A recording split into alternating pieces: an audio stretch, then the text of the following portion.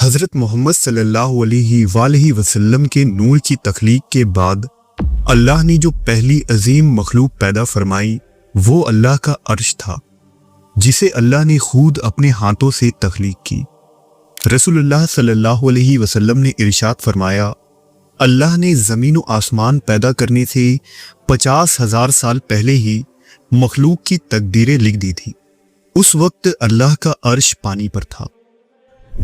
اللہ کے مخلوقات میں سب سے بڑی مخلوق اللہ کا عرش ہے، جس کا حجم اور سائز تمام مخلوق سے بڑا ہے، اور کائنات میں اس سے بڑی کوئی مخلوق نہیں۔ روایت ہے کہ اللہ کی کرسی کے مقابلے میں ساتوں آسمان و زمین ایسے ہیں جیسے بہت بڑے بیابان جنگل میں ایک انگوٹھی پڑا ہو، اور اللہ کا عرش کرسی سے اتنا بڑا ہے جتنا کہ کرسی آسمان و زمین سے بڑی۔ آسمان و زمین اور کرسی عرش کے سامنے نقطے کی حیثیت رکھتے ہیں، جبکہ حضرت ابن عباس کہتے ہیں کہ اللہ کو عرش و کرسی کی حاجت نہیں ہے، بے شک وہ ان دونوں کی تخلیق سے پہلے بھی تھا، حالانکہ اس وقت مکان بھی نہیں تھا۔ عرش ساتوں آسمانوں سے اوپر ہے اور گنبد کی طرح ہے، یعنی اس کی شکل و صورت گنبد نما ہے، اور جیسے گنبد نے اپنے نیچے ہر چیز کو ہر طرف سے گھیرا ہوا ہوتا ہے، اسی طرح عرش نے بھی اس کائنات کو ہر طرف سے گھیر رکھا ہے، اور اس نے ہر چیز کا احاطہ کیا ہوا ہے، اور کائنات کی کوئی بھی شے اس سے باہر نہیں۔ عرش کو اللہ کا خصوصی قرب حاصل ہے کہ اس سے بڑھ کر کوئی چیز اللہ کے قریب نہیں، یہ اللہ کی سب سے قریب ترین مخلوق ہے۔ اللہ کے عرش کے پائے اور پہلو بھی ہیں، جیسا کہ ہر تخت کے پائے ہوتے ہیں۔ چنانچہ رسول اللہ صلی اللہ علیہ وسلم کا ارشاد ہے کہ قیامت کے دن لوگ مدہوش ہوں گے اور سب سے پہلے میری قبر کھلے گی، لیکن پھر بھی موسیٰ علیہ السلام اللہ کے عرش کا پایا تھامے مجھ سے پہلے کھڑے ہوں گے۔ اس حدیث سے یہ بات ثابت ہوتی ہے کہ اللہ کے عرش کے پائے بھی ہیں، اور عرش کو اٹھانے والے فرشتوں نے بھی عرش کو انہی پایوں سے اٹھا رکھا ہے۔ سائنس کہتی ہے کہ ہماری کائنات اتنی وسیع ہے کہ اگر ہم روشنی کی رفتار یعنی 3 لاکھ کلومیٹر فی سیکنڈ سے سفر طے کریں تو اس کے کنارے تک پہنچتے پہنچتے ہمیں 93 ارب سال لگ جائیں گے، لیکن قرآن کے مطابق یہ تو صرف پہلا آسمان ہے جس کا نام رفیع ہے، اور یہ دھوئیں سے بنا ہے۔ اس کے بعد 6 اور آسمان ہیں۔ دوسرا آسمان کا نام قیدوم ہے اور یہ تانبے کے مانند ہے۔ تیسرے آسمان کا نام مادون ہے اور یہ پیتل کے مانند ہے۔ اسی طرح چوتھے آسمان کا نام ارفلون ہے اور یہ چاندی کے مانند ہے۔ 5ویں آسمان کا نام حیون ہے اور یہ سونے کے مانند ہے۔ 6ٹھے آسمان کا نام عروس ہے اور یہ سبز یاقوت کا بنا ہے، اور 7ویں آسمان کا نام عظما ہے اور یہ سفید موتی کے مانند ہے۔ حدیث کے مطابق ہر آسمان ایک دوسرے کے مقابلے میں ایسے ہیں جیسے کسی بڑے صحرا میں ایک چھوٹی سی انگوٹھی پڑی ہو۔ ہر دوسرا آسمان پہلے آسمان سے کئی گنا زیادہ بڑا ہے، اور ہر 2 آسمان کے درمیان کا فاصلہ 500 سال کا ہے۔ ان 7 آسمان کے اوپر اللہ کی کرسی ہے، جس کے آگے 7 آسمان اور زمین ایسے ہیں جیسے کسی بڑے صحرا میں ایک چھوٹی سی انگوٹھی، اور اس کے اوپر اللہ کا عرش ہے، اور اس پر اللہ کا سب سے مقدس نام الرحمن لکھا ہے۔ عرش کو اٹھانے کے لیے اللہ نے 4 فرشتوں کی ڈیوٹی لگا رکھی ہے، جو کہ اللہ کے عرش کو اٹھائے ہوئے ہیں۔ یہ فرشتے ہر وقت اللہ کی تسبیح و ثنا اور مومنوں کے لیے استغفار کرتے رہتے ہیں۔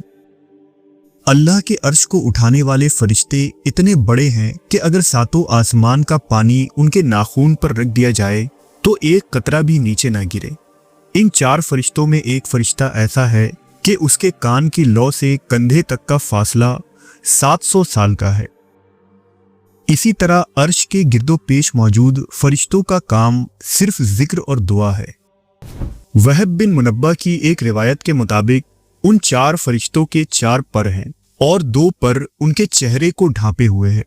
اس کی وجہ یہ ہے کہ ان کو عرش کی طرف دیکھنے سے روکتے ہیں کہ اگر وہ اس کی طرف دیکھ لیں تو ہیبت و جلال کی وجہ سے ان کی چیخیں نکل جائے اور ان کے ہوش اڑ جائیں گے۔ اللہ نے عرش کو پیدا فرما کر اسے تمام مخلوقات پر امتیازی بلندی عطا فرمائی۔ یہ تمام مخلوقات کے لیے چھت ہے۔ تمام آسمان و زمین ان کے درمیان اور ہر شے اس کے نیچے ہے۔ روایت کے مطابق اللہ کے عرش کے نیچے ایک بہت بڑا سمندر ہے جس میں اٹھنے والی ایک لہر ساتوں آسمان اور زمین سے بڑی ہے، اور قیامت کے بعد اس سمندر سے بندوں پر 40 دن تک بارش ہوگی اور پھر لوگ اپنی قبروں سے اٹھیں گے۔ یہ بارش اس سمندر سے ہوگی جو اللہ کے عرش کے نیچے موجود ہے۔ اللہ کا عرش سرخ یاقوت سے بنا ہوا ہے اور اس کے 2 قطروں کا فاصلہ 50,000 سال کا ہے۔ اس کی شکل و صورت انتہائی خوبصورت اور پرکشش ہے۔ عرش الہی کا تصور دوسرے مذاہب میں بھی پایا جاتا ہے۔ مثلاً کتاب مقدس کے اندر متی کی انجیل میں کہا گیا ہے کہ آسمان کی قسم مت کھاؤ، کیونکہ آسمان وہی عرش الہی ہے۔ کتاب مقدس میں عرش سے مراد ایک ایسی تختی لی گئی ہے جس کے پہیے ہیں اور خدا اس پر سوار ہوتا ہے، اور عرش اور اس کے پہیے آگ سے بنائے گئے ہیں۔ ایک مقام پر ایسے فرشتوں کا ذکر بھی آیا ہے جو عرش کے کنارے بیٹھتے ہیں، اور ملائکہ سرافین پروردگار کے اطراف میں اس کی تسبیح میں مشغول ہے۔ قرآن و حدیث میں آتا ہے کہ اس کائنات میں موجود ہر شے ایک نہ ایک دن فنا ہو جائے گی، جیسا کہ ارشاد باری تعالیٰ ہے کہ اللہ کے ذات کے سوا ہر شے ہلاک اور فنا ہو جانے والی ہے، لیکن 8 چیزیں ایسی ہیں جو کبھی فنا نہیں ہوگی۔ ان میں سے ایک اللہ کا عرش ہے جو کبھی فنا نہیں ہوگا اور تا ابد قائم و دائم رہے گا۔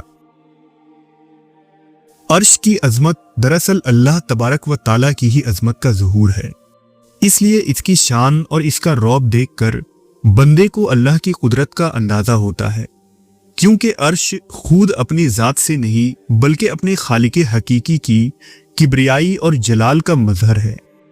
عرش کی حرکت، اس کا نور، اس کی وسعت، سب کچھ اللہ کی عظمت کی گواہی دیتی ہے۔ ان تمام باتوں سے اللہ اکبر کا اصل مطلب اور اس کی گہرائی کا اندازہ ہوتا ہے، اور کائنات کا ہر راز اس کی طرف اشارہ کرتا ہے۔